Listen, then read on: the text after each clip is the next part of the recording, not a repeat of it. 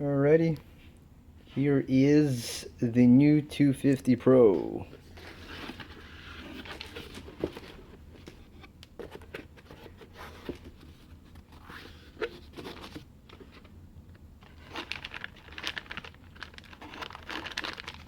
Got the Gemfan 5045 bullnose props.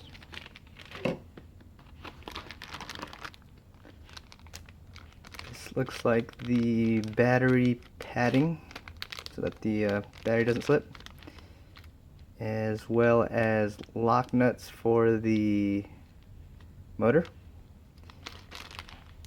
and a cable for SpecSat receiver, and a cable if you're running S-Bus for your receiver.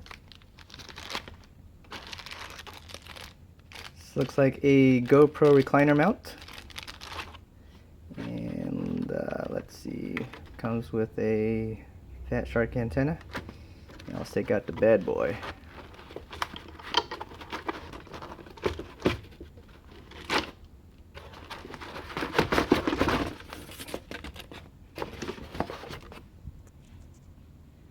Completely assembled, already has a PPM cable.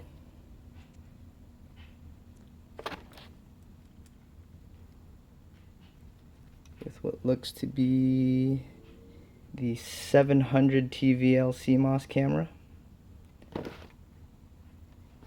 And check out these motors. 2204. Let's focus the camera here.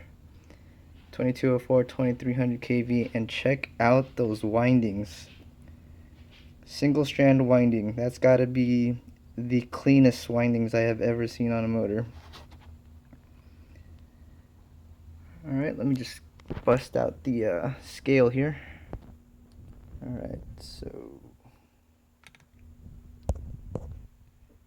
386 grams, plus you figure, let's see, this should be fair, right? You gotta throw these and then maybe, oh no, let's do this. So let's throw the antenna on there.